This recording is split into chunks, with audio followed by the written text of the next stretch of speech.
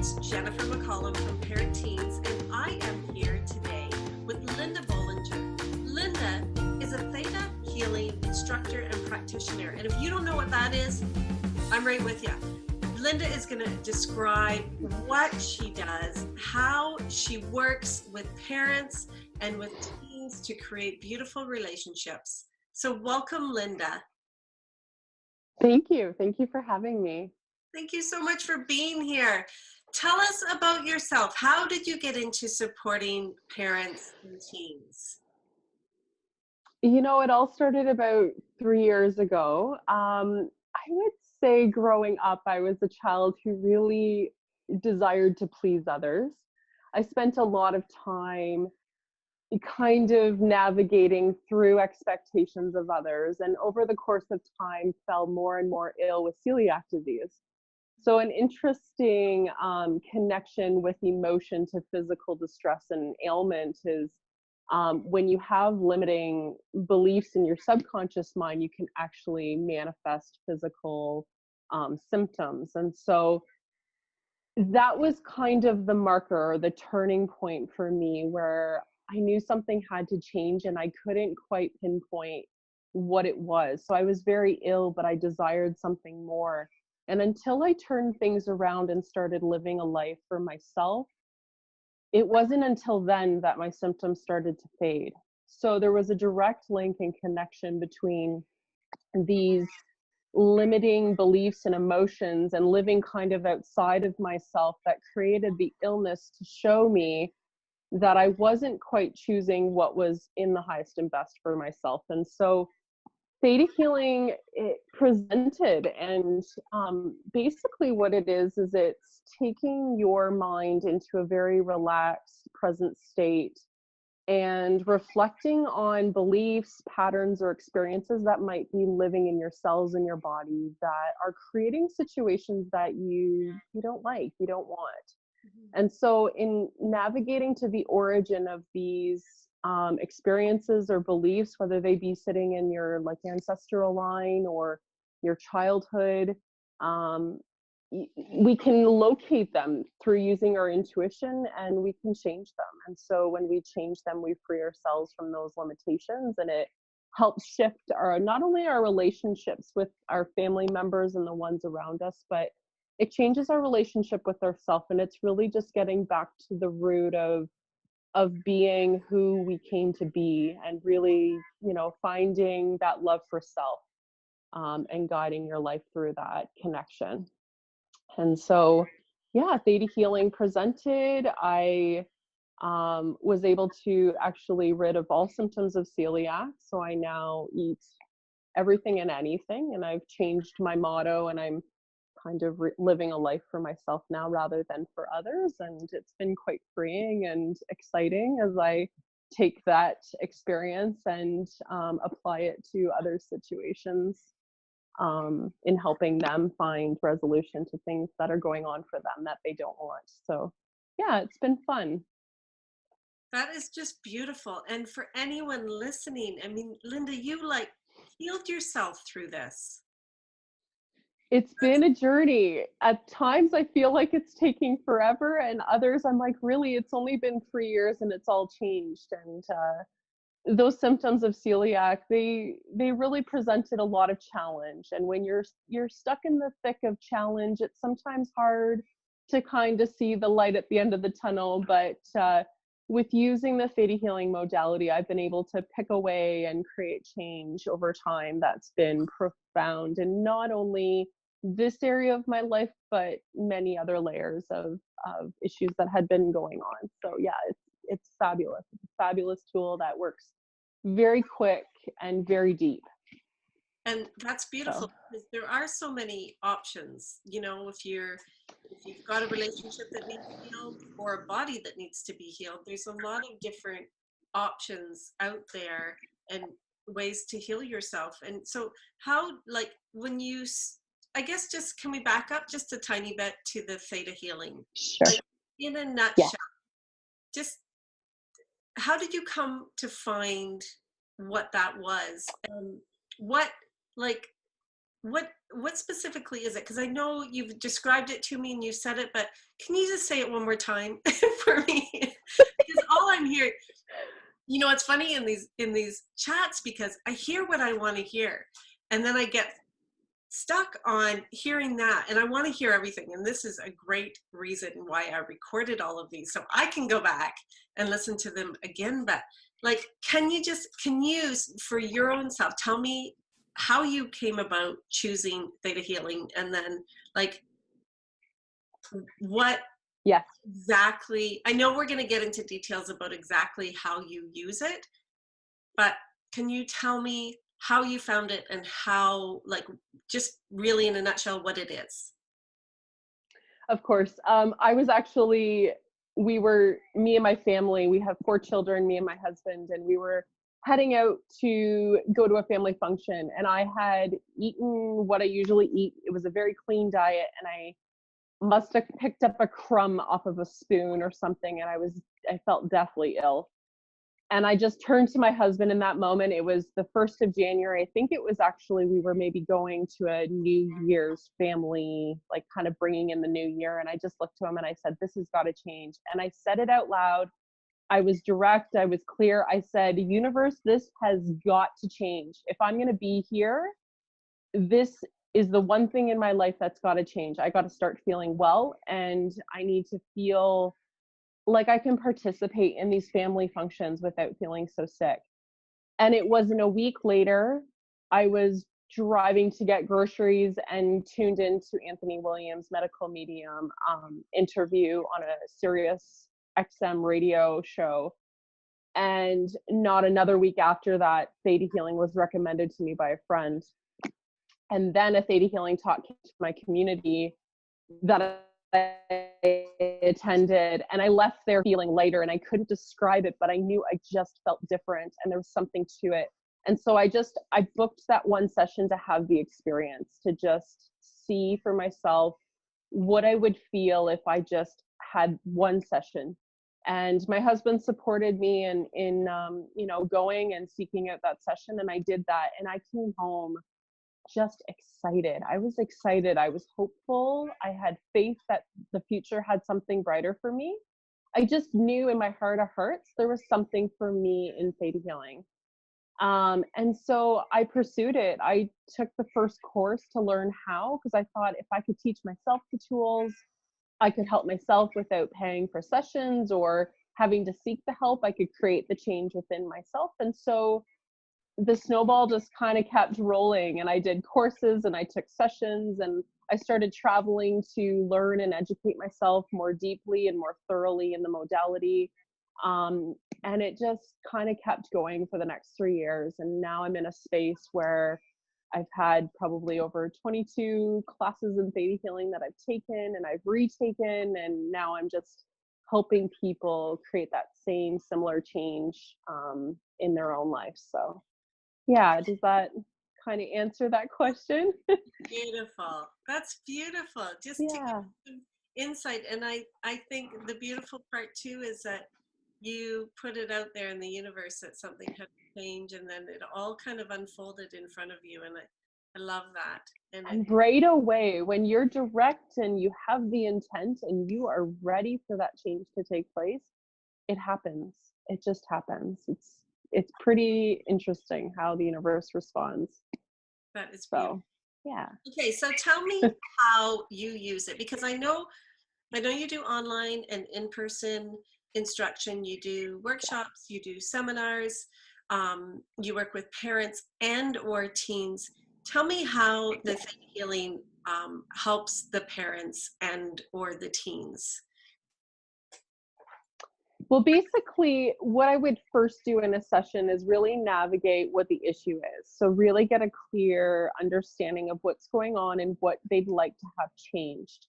Then I would use my intuition. So I would take them up in a meditation to get them into that theta brainwave, and we would navigate blocks, subconscious experiences, beliefs, or any negative patterns that have been going on, and really look at the origin of where they first started. So It might have been an experience that the parent and teen, they've just always had this missing piece to their relationship that they just can't understand.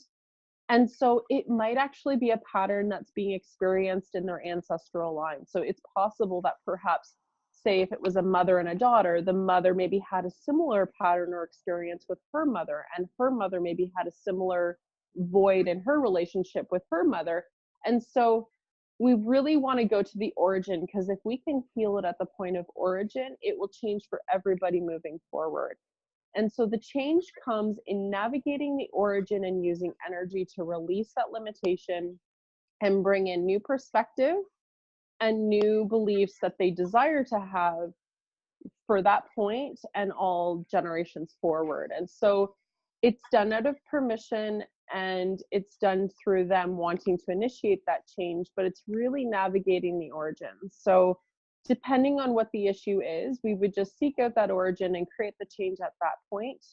And then that's where the experiences of the positive change would come in, and they would really see a shift happen, and they'll feel a difference in their body. So if they think about the situation, they might feel heaviness in their heart. And when we go to the origin on the genetic line and we change that, their light will actually feel fuller and brighter and lighter. And they'll go, yeah, something feels different. I'm not sure what it is.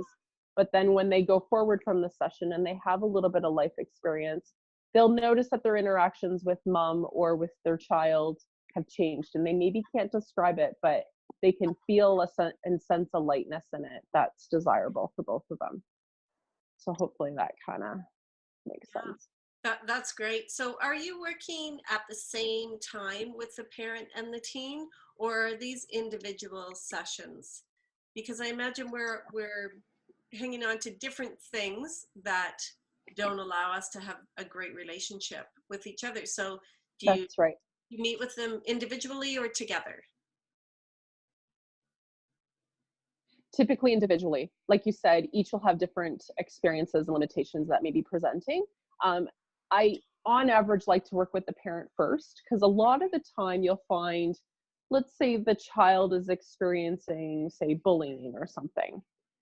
The parent may have experienced a rendition of bullying in their upbringing, and that might be the origin. And the child is just reflecting back to the parent what they haven't looked at or what they haven't healed in their own experience.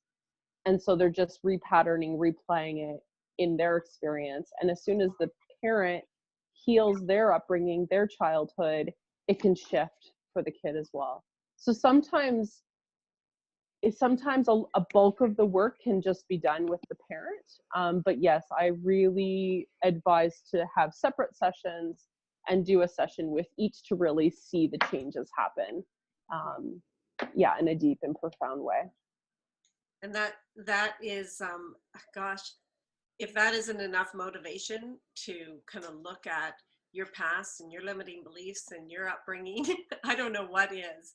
Because, when you think about it, that you're saying that, your child is reflecting what you're feeling, it's, yeah, you need to work on yourself first. So, Absolutely.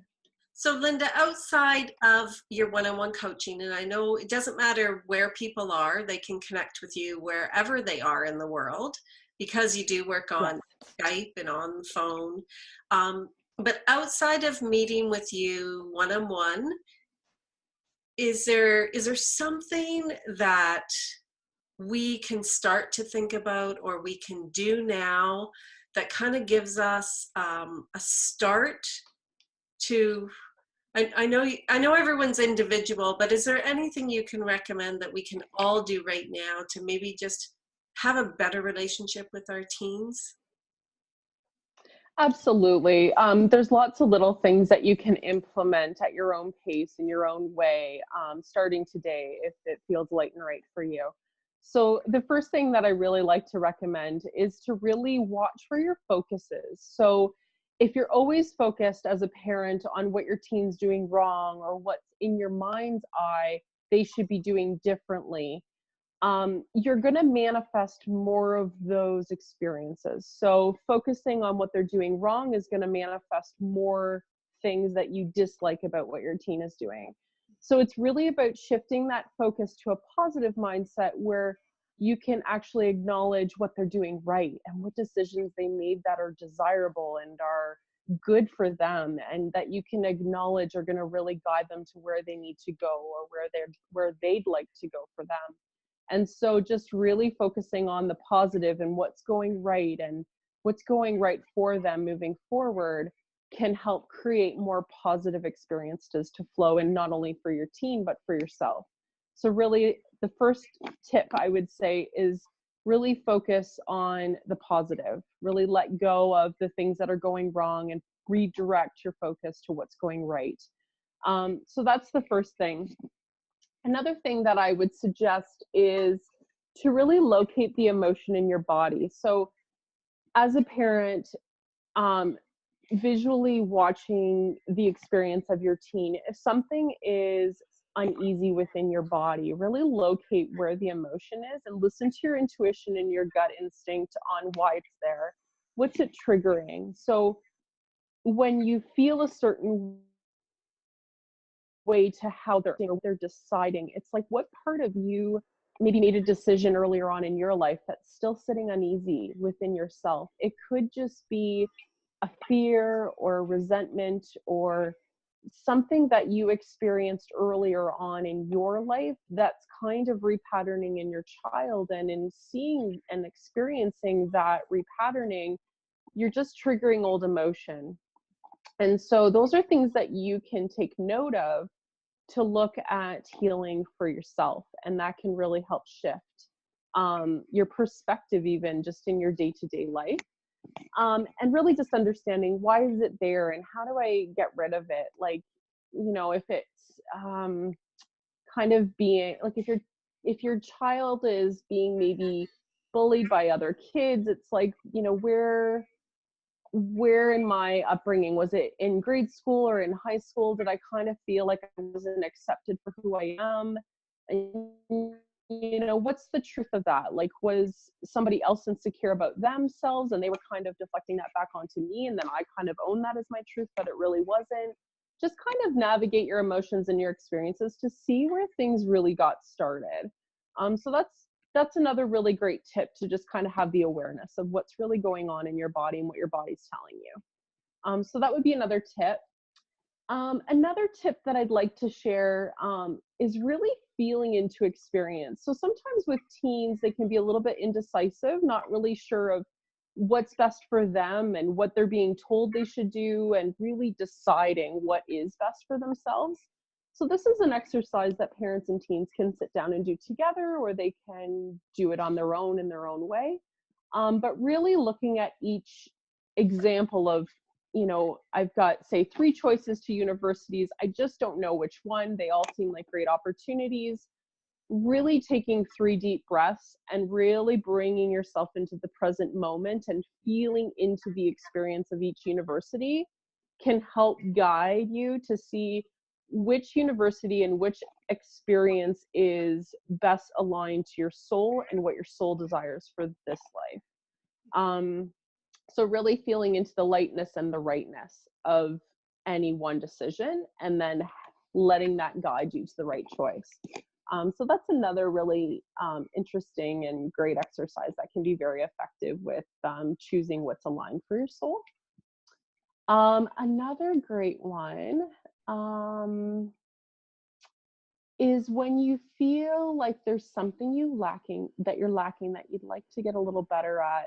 So maybe it's about self-confidence or self-love. It's really trying to create experiences or identifying the experiences where you do truly love yourself and asking for amplification of that. So sometimes it can be as simple as asking the universe to bring in more self-love or more opportunities to learn self-love. So that might not be easy, but it might really help in the long term amplify your love for self. So when you find that you're really loving yourself for choosing or experiencing something, it's like asking for amplification of that and really getting to know the feeling of what self-love feels like, so that you can start building associations and experiences that kind of build upon that already known feeling. So that's another little tip. So you can find the emotion, feel that feeling, and go, oh, more of this universe. This feeling's a good one. Let's bring in more of that. So that's another little tip that you can kind of play with. And the last little tip is really when something feels challenging or you feel like you're kind of stuck in the thick of it, really identify, what are you learning? Like, what is it that your soul is looking to learn from this? Or what am I getting better at? So this has been very challenging for me. I get it. Like, my soul wants to grow, but what am I getting good at? Just identifying those core learnings can really help shift you out of it more quickly. So just that identification, that awareness, that perspective can definitely help you shift out of those thick and lower spots. So yeah, those are some surface tips, tricks, strategies. They don't sound like Yeah. surface tips. They sound like the answer to it all. But implementing one of them can be such value. And you know, I was kind of, you were talking like applying to the parent, applied to the teen. It can just be so beneficial for both. And I think it's beautiful. Yes, yeah. I'd love to be like a fly on the wall for one of your sessions, because you know, if you are giving these tools to both the parent and the teen, like how valuable is that? That is a lifelong, Oh, it just sounds like a complete inner peace and being okay with yeah. doing what's right for you. So I wanted to ask you, Linda, and I hope I don't put you on the spot, but can you just tell us maybe like one of your most recent wins with your clients, like a recent client maybe that you can share with us? I know you don't share names or anything, but if you don't mind just sharing kind of the process and the win that you had with someone you've been working with. And that might just give us a better idea too of exactly what you do.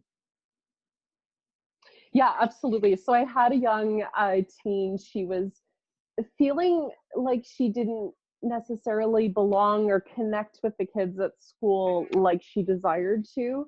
And she was having troubles going to school. So she was spending quite some time at home.